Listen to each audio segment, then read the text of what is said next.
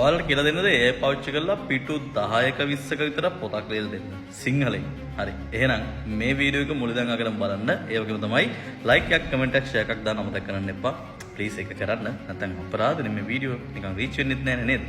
මුලින්ම ඔයගොල්ලෝ Google එකට ගිහලාමයි Gemini කියලා සර්ච් කරන්න. සර්ච් කරලා ඊට පස්සේ එන්ටර් කරන්න. එන්ටර් කරලා පස්සේ ඔයගොල්ලෝ Google Gemini කියන එක බලා ගන්න පුළුවන්. ක්ලික් කරන්න. හරි. ක්ලික් කරලා පස්සේ ඉතින් චුට්ටක් සතුටින් බලා සිටින්න මොකද වෙන්නේ කියලා. මොකද තුන්නේ ලෝඩ් වුණා. හරි. ඉතින් gemini.google.com එකට ගියාට පස්සේ ඔයාලට බලා ගන්න පුළුවන් මෙන්න මෙතන ධන ලකුණක් තියෙනවා. හරිද? ඒ ධන ලකුණ ක්ලික් කළා ඔයාලට ඕනම පොතක් මෙතෙන්ට අප්ලෝඩ් කරගන්න පුළුවන්. හරි. ඔයාගාව තියෙන නෝට් එකක් අප්ලෝඩ් කරගන්න පුළුවන්. ඉතින් අවශ්‍ය විදියට ඕනම විදියකින් ඕනම සෝස් එකක් මෙතෙන්ට අප්ලෝඩ් කරගැනීමේ හැකියාවක් තියෙනවා. Google Drive එක පාවිච්චි කරලා හරි නැත්නම් direct හරි. හරි. ඉතින් මම ඒක අමතරව පෙන්නුවේ ඔයගලන්ට ඊළඟ වීඩියෝ එකකින් මම ගේන්නම් කොහොමද ෂෝට් නෝට් එකක් හදාගන්න කියලා. බට් මේ වීඩියෝ එකෙන් නෙමෙයි. හරි. ඉතින් ඊට අමතරව මෙන්න මෙතනදී හරි more uploads කියලා තියෙනවා. ඔයගලන්ට notebook LM එක notebook LM එකේ තියෙන notebook එකක් මෙතෙන්ට import කරගන්න හැකියාවක් තියෙනවා. ආයේ ඔයාගාව තියෙන code එකක් මෙතෙන්ට import කරගෙන ඉන්න හැකියාවක් තියෙනවා. හරි. ඒක අමතරව මම කියා දුන්න දෙයක් කොහොමදත් හොඳයි නේ කියන එක හින්දා. හැබැයි අද මම තෝරන්න යන්නේ මෙන්න මේකේ more tools තියෙන more tools වල තියෙන canvas කියන tool එක. මොකද canvas කියන tool එක. හරි. ඉතින් මේ canvas කියන tool එක මාරම වෙනස් tool එකක්. ඉතින් ඒකට හේතුව ඔයගලන්ට තව චුට්ටකින් බලා ගන්න පුළුවන්. මේ පොඩ්ඩක් විසන් ඉන්න. ඊට පස්සේ මෙන්න මෙතන thinking කියන එක තෝරන ළමයි 3.5 thinking තියෙනවා නම් එහෙමයි. නැත්නම් ඔයගලන්ට පුළුවන් 3.1 pro කියන එක තෝරන්න. ඒක වන් තිබ්බ කියලා ගැටලුවක් නැහැ. මේක තමයි පට්ටම මොඩල් එක. හරිද? හැබැයි අපි අලුතෙන් ආපු 3.5 thinking එක තෝරමු. හරි. දැන් මෙන්න මෙතන මේ විදිහට ටයිප් කරා. ඕගලන්ට මේ වගේ මම කියා දුන්න මොන හරි දේවල් මිස් වෙලා තියෙනවා නම් ඒවා මුල ඉඳන් හරියට දැනගන්න. හරිද? ඕගලන්ට පුළුවන් අපේ කෝස් එකක් තියෙනවා. ෆිසිකල් කෝස් එකක් ඒකත් එක්ක ජොයින් වෙන්න 0117 228 328 කියන නම්බර් කතා කරලා. හැබැයි ඒක නිකන් SMS කෝස් එකක් නෙමෙයි. 8 දිනට විතරයි පුළුවන්. කෝස් එකට අමතරව අපේ NASKDG Pro community එක තියෙනවා. හරිද? ඒක ගැන දැනගන්නත් පුළුවන් ඒ නම්බර් එකෙන්ම. එහෙම නැත්නම් ඕගලන්ට අපේ free live වෙනවනේ. හරිද? ඒ live වෙන ඒවට කොහොමද join වෙන්නේ කියලාත් හරිද WhatsApp channel එකට join වෙන්න ඕගලන්ට පුළුවන් කියලා අමතක කරන්න එපා. බලමු පොත ලියන්න කොහොමද කියලා. prompt එක මෙන්න මෙච්චරයි. මම prompt එක මොකක්ද කියන්නද කියලා අහන්න එපා බම්. මම මෙතන මට හිතෙච්ච දේ ගහලා දෙන්නේ. හරිද? තාමත් ලංකාවේ මිනිස්සුන්ට ප්‍රශ්නයක් තියෙනවා. එක්කෝ මේ prompt එක ඉංග්‍රීසි වලින්ම ගහන්න ඕනේ. හරිද? නැත්නම් මේ prompt එක යා වෙන කොහෙන් හරි copy කරලා දාගන්න ඕනේ. ඒ වගේ mindset එකක්. I'm really sorry about that. ඒක නම මගේ live එකට ඇවිල්ලා නැහැ කියන එක. ගොඩක් වෙලාවට එහෙම හිතනවා නම් තාමත් ඒකට හේතුව මගේ lives වලට තාම join වෙලා නැහැ. හරිද? මොකද මම live වල කොච්චර සිංහලෙන් සිංග්ලිෂ් වලින් prompt ගහනවද? ඒ ඇත්තටම මේ ඉංග්‍රීසි 100% බැරි හින්දාවත් හරිද? එහෙම නේ. මං කියන්නේ මට ඉංග්‍රීසි පුළුවන් කියලා. හැබැයි මට අවශ්‍ය දේ මගේ ඔළුවට එන දේ හරිද? මට ඒ වෙලේ හිතන දේ මම හැරෙන්න වෙන කවුරුත් දන්නේ නැහනේ. හරිද? එතකොට ඒක මට තේරෙන විදිහට මට ඒ ෂණිකව අනිත් පැත්තට ගහගන්න පුළුවන් නම් හරිද? ඒක තමයි මම හිතන්නේ බෙස්ම ප්‍රොම්ප්ටිං මෙතඩ් එක. හරි. ඒක හින්දා මම කියන දේ හැමෝටම පිළිගන්න බැරි වෙන්න පුළුවන්. බට් try කරලා බලන්න ආසීතේවි. මොකද එහෙම ඔයා ඒ වැඩේ කරද්දි ඔයාට ආයේ බොරු වෙවි ඉන්න දෙයක් නැහැ. ඔයාට අමාරු භාෂාවක් ගැන වෙන්න පුළුවන්. හරි. භාෂාව ඉගෙන ගන්නවා කියන වෙනම කතාවක් විදිහට දාගන්න. හරි.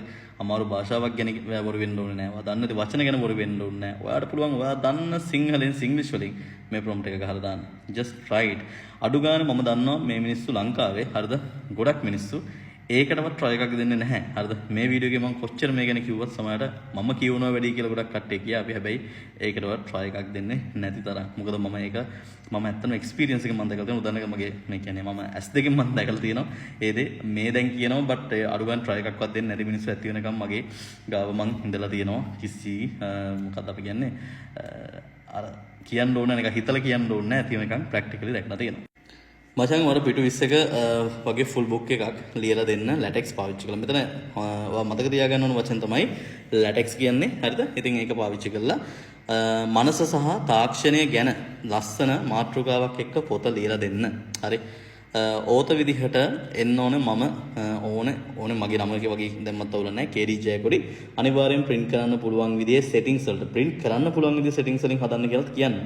ඒ වගේම තමයි chapter wise නැතුව chapter wise ගන්නත් පුළුවන් වට නෑ. එහෙම නැතුව මං ඉල්ලුවේ chapter wise නැතුව heading එක දිගටම හිස්තැන් තියන්නේ නැතුව. ඒ කියන්නේ අපිට අවශ්‍ය දේ සිංහලෙන් කියන්න හිස්තැන් තියන්නේ නැතුව heading sub headings හරියට කඩලා පොත ලියලා දෙන්න. දැන් මේ වගේ අපි type කරලා පස්සේ සමහරවිට මෙයාම අපිට දෙනවා මේ ඒකේ technical වචන ටික මොනවද කියලා. හරි.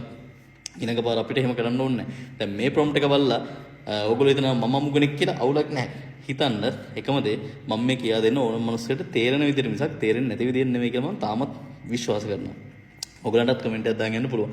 සිංග්ලිෂ් වලින් නැතුව සිංහලෙන් ලියපන් මචං. ටෙක්නිකල් ජාගන්ස් එහෙම ඉංග්ලිෂ් වලින් දාලා සරල සිංහලෙන් ලියන්න ඕනම මිනිස්සෙක්ට තේරුම් ගන්න පුළුවන් විදිහට කියලා මම දාලා තියෙනවා. that's all. හරි. ලියයිද ඉතින් මේ විදිහට. අපි බලමු. සබ්මිට් බටන් එක ඔබන්න. ඔබලා ආතල්ලගේ පැත්ත කරලා ඉන්න තියෙන්නේ. හරි.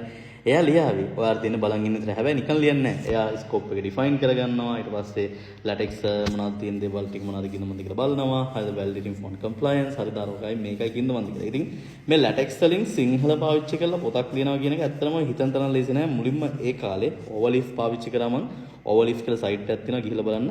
ඕවර්ලීෆ් පාවිච්චි කරලා මේක කරද්දී හම්මා නියම ආතල මට හම්බුණා මුල් කාලේදී. හරි. ඉතින් ඒ කාලේ මම ගොඩක් වෙලාට ඒවා කියා දුන්නේ ඒවා මගේ YouTube එකේම ඇති. හැබැයි දැන් අද මේ වෙද්දී Gemini එක ඇතුළෙම canvas එකෙන් ඕපන් වෙලා සිංහලෙන් වට output එක පවා ලියලා දෙනවා. PDF එකක් ගන්න පුළුවන් විදිහට. ඒ කියන්නේ කෙලිම PDF එක download කරගන්න පුළුවන්. හරි. දැක්කද? මිත්‍රයා ඔබ ඉල්ලා සිටි පරිදි මනස සහ තාක්ෂණය යතේම යටතේ මුද්‍රණය කිරීම සුදුසු print ready යන්න එකට කියනවා print ready මම කිව්වනේ ඉතින් කතාව. හරි. ඊට පස්සේ පරිදි සකසන ලද සම්පූර්ණ පොතක් latex පාවිච්චි කරලා මෙහිදී පොතේ කටු ලෙස KD ජයකට යොදා ඇති අතර කින්දමන්ද කියලා මේ කෝඩ් එක ඔයාලට පුළුවන් මෙතන කෝඩ් කෙනෙක් ක්ලික් කරලා බලන්න ලියනවා මුදාගෙන මේ පේනවා. හරි. ඊට පස්සේ ප්‍රිවිව් කියන එකට ගියාට පස්සේ ඔයාලට බලා ගන්න පුළුවන් එතන පොතේ ප්‍රිවිව් එක. හරි. එතකොට ළමයි මතක තියාගන්න කෝඩ් එකයි ප්‍රිවිව් එකයි. මොකද්ද මේ කතාව? මේ ලියන්නේ latex කෝඩ් එකක්. හරි. එතකොට ඔයා කෝඩින් දැනගෙන ඉන්න ඕනේද? නැහැනේ guys. හරිද?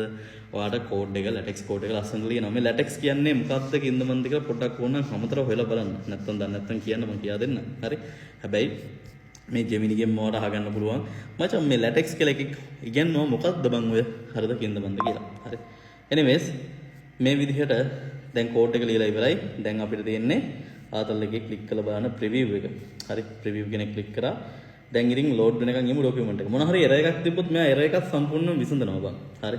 ඒ එරර් එකත් එයා ෆික්ස් කරලා හැමදේම කරලා ලස්සනට අපිට අවසානයේදී වා ડોකියුමන්ට් එකක් අත දෙනවා. මානස සහ යන්ත්‍රය තාක්ෂණ කිව්වේ මානව විඥානය. හරි. එතකොට මේ සිංහල ලියන්න බෑ AI වලට කියලා කියන කට්ටියට ඔන්න අද උත්තරයක් මම දුන්නා. ලස්සනට පටුණක් දාලා උඩ හෙඩර්ස් දාලා යට ෆුටර්ස් දාලා නැහැ. නැල්ල ඕන ෆුටර් එකක් දාගන්න පුළුවන්. හරි අංක දාලා ඊට පස්සේ මම කිව්ව විදියට හරියටම 1 2 2.1 2.2 වල තව මොනවද ඕනේ කියලා මට කිව්වොත් එහෙනම් මට ඒව ගැන උගන්වන්න පුළුවන්. හරි. නියුරෝ තාක්ෂණය සහ සයිබර් යුගය මිනිස් මොළය සහ පරිගණක අතර පවතින සීමාවන් වඩාත් වේගෙන් තුනී කරමින් පවතින්නේ බ්ලා බ්ලා බ්ලා. පිටු කීයක් වෙනවද ළමයි? පිටු 8යි. ඔව්. පිටු 20ක් ලියන්න කිව්වා කියලා මොකක් පිටු 20ක් ලියන්න හේතුවක් නැහැ. හේතුව මම කියවනේ chapter wise එපා කියලා. chapter wise එපා කිව්ව හින්දා තමයි මට පිටු 20ක් නැතුව පිටු 8කට ආවේ. හැබැයි පිටු 20ක් කිල්ලොත් 8ක් එනවා. හරිද? ඒතකොට පිටු 30ක් කිල්ලොත් අපි ගන්න පිටු 15ක්වත් එයි බං. හරිද? try කරලා බලන්න. මේ දේවල් ඉගෙන ගන්න ඕනේද නැද්ද කියන එක ඔයා විසින්ම ඔයාම අහන්න. හරි. මේවා ඉගෙනගෙන කොච්චර ගේමක් ගහන්න පුළුවන්ද? හරිද? මිනිස්සුන්ට මුදල් හොයන්න, මිනිස්සුන්ට ඉගෙන ගන්න, මිනිස්සුන්ට ගොඩක් දේවල් වලට ඇති වෙනකම් මේ තාක්ෂණය භාවිතා කරන්න පුළුවන්. හැබැයි මිනිස්සු දකින්නේ තාක්ෂණයේ තියෙන නරක පැත්ත විතරයි. ඒ වගේම තාක්ෂණයෙන් කරන්න පුළුවන් අර නරක දේවල් විතරයි. හරි. වීඩියෝ එකක් හදන්න හැටි ඉගෙනුවොත් මිනිස්සු try කරන්න කුණුහරුප වීඩියෝ එකක් හදන්න හරි. එහෙම නැත්නම් මොකක් හරි දෙයක් කරන්න. සමහර ලාවට මම ඔය වීඩියෝස් හදලා හරිද ඕගොල්ලන්ට වීඩියෝ හදන්න හැටි කියා දීලා මම එතනින් හැර මම වීඩියෝ හදන්න යන්නෙත් නෑ. ආය මොකක් හරි අලුතෙන් ෆීචර් එකක් මේ ටෙක්නොලොජි එකට ආවොත් අන්න එදාට මම ඒක try කරනවා. එච්චරයි. හරි. ඒ මගේ හැටි මොකද මම එහෙම කරන්න හේතුව මට එකක් එක්කම ඉන්න ඕනේ නැති හින්දා. හැබැයි මම අපේ ඔෆිස් එකට කියලා තියෙන දේ තමයි හරි. ඕගොල්ලෝ මේවා ඉගෙනගෙන ඔෆිස් එකට එන ඕනම වැඩක් ඕගොල්ලෝ කරා. හරි. ඉතින් අපේ KDJ කම්පැනි එක තියෙනවා. ඉතින් ඔයාලට මොනවා හරි සර්විසස් ඕනොත් හරිද ඒ හරහා කරගන්න පුළුවන්. Web designing, mobile application development, graphic designing හරිද AI පාවිච්චි කරලා තියෙන හැම දෙයක්. හැබැයි මම මේන් කරන්නේ ඕනම දෙයක් ඕනම කෙනෙක් කරද්දි හේතුවක් තියෙන්න ඕන. හරි හේතුවක් නැතුව ඒ දේවල් කරන්න එපා. ආ පොතක් ලියන්න ආස මිනිස්සෙක් නම් ඔයගේ ආසාව පොලිතියක් බවට පරිවර්තනය කරගන්න. හැබැයි එහෙම කියලා මට බයින්න එපා මම ඒක කිව්වා කියලා. මේ පොතක් ලිවිය යුත්තේ පොතක් ලියන්න දන්න කෙනා විතරමනේ කියන එක ඇත්ත. හැබැයි සමහර ලාවට පොත ලියන ඉන්ටෙන්ෂන් එක කියන අපි කියන්නේ මොන වගේ අරමුණක් ඇතුවද කියන එක තමයි ඒක තමන්ගේ මේක තීරණය වෙන්නේ. හරි. ඉතින් මම පෙන්නපු පොත මම හිතන පට්ට ඇති කියලා හිතනවා. so good luck. ආගේ අදහස මේ කමෙන්ට් එකක් විදිහට දාගෙන යන්න. මොකද හිතන්නේ කියලා. bye.